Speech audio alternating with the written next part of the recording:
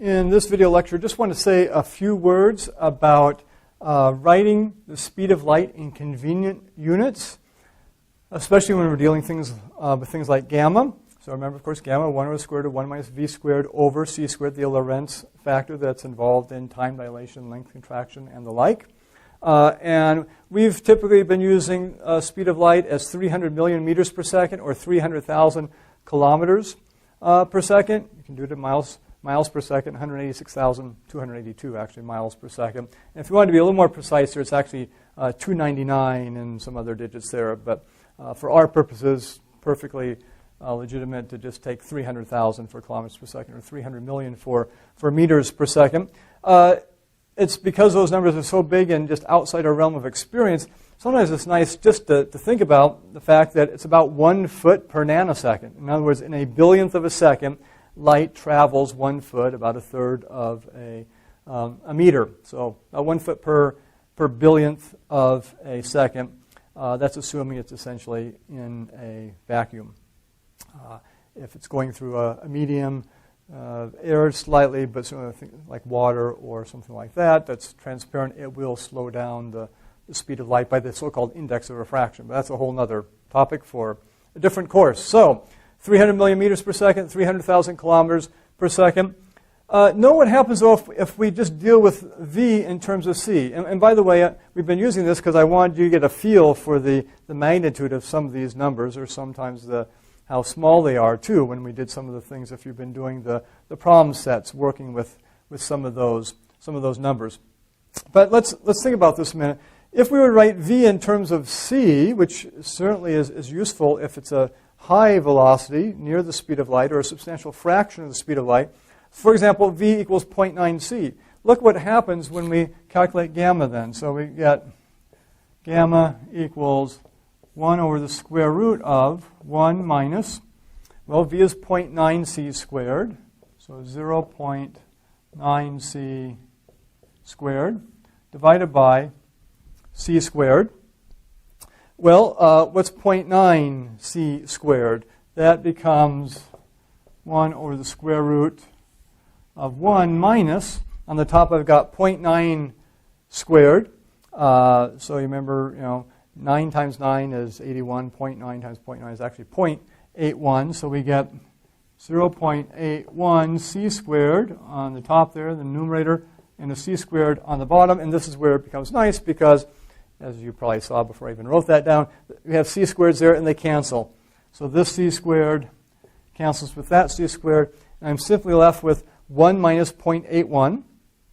So typically when we do this, we'll just have 1 minus some decimal number, some fraction less than 1 there, and which in this case is 0.19. So you just take the square root of 0.19, 1 divided by that square root, and you've got your answer for gamma, which I think for 0.9c is what? It's about 2.3, if I remember correctly, something around there. Anyway, so makes it very easy for calculations. So often we'll have problems, or you may see problems with v as a certain percentage fraction of the speed of light. But there's another measure that's useful to know about as well that makes our life easier, especially in terms of astronomical distances, and that is the light year, which you may have heard about. So the light year is the distance light travels in 1 year. So it is a distance. It is not a time. Despite the fact we've got year in there, it's a light year. It's the distance light travels in a year. Distance light would travel in a vacuum. Distance light travels in 1 year. And it's pretty far, right? Off the top of my head, I don't have it memorized. You can actually figure it out if you know 300 million meters per second times the number of seconds in a day is, I think, 86,400. So multiply that out. Then by the number of days in a year, if you take 365 and you get the distance light travels in terms of meters per year, divide by 1,000, you get kilometers if you want. So light year, distance light travels in 1 year. And note, in terms of c then, what the units become. So c then, it literally is just light years per year. by definition, it's the number of light years it travels in 1 year. That is c. And in these units, then, it's just 1. c travels 1 light year per year, by definition of light years. The distance light travels in 1 year, so it's 1 light year per year. So technically, just it's clear. Those are the units for c, then, which equals 1. So we'll put it over here, too, just to be clear.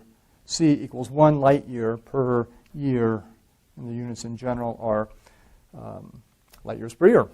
We'll get rid of this part there. Okay, so c is 1 light year per year, or we could have light month is the distance light travels in 1 month. So we could have c is 1 light month per month.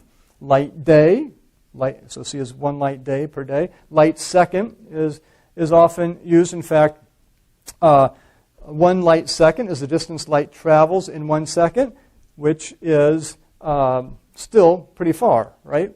It's going 300 million meters per second. So in 1 second, it's 300 million meters. Okay? So 1 light second is 300 million meters. But c is 1 light second per second. If you did 1 light nanosecond per nanosecond, then it's 1 foot. That's the distance light travels in 1 nanosecond, approximately. Okay? The nice thing about this, and physicists love to use units like this, because sometimes they just say we're going to set c equal to 1, because look, it just disappears in here. And the formula for gamma is just square root of 1 over the square root of 1 minus v squared. Now what we're going to do for our purposes is leave c in there, just to remind ourselves it's there, because especially when you're just sort of think about the concepts and try to get your minds around things like this, if you get too sort of simple, it's not really simple in a simplistic sense, but you're simplifying things and saying, just let c equals 1 light year per year. Sometimes you lose track of it. And so it's good to see it in the formula, but then when we actually do problems, if we use light years for a distance, then c is just 1 light year per year, and it works out very nicely that way. So that's just a few notes about convenient units for light, whether we write v in terms of 0.9 c or some fraction of c, and therefore it cancels out, or we use units of light years. And if we say, okay, our distances are going to be in light years, then our time is light years per year, or the velocity is light years per year, and c is just 1 light year per year. So if you use light years, then time is going to be in years. If you use light seconds, then your time is in seconds, and so on and so forth. So long as you're consistent with that, and it's pretty easy to keep track of it, then it makes some of the quantitative analysis and calculations a little bit easier for us.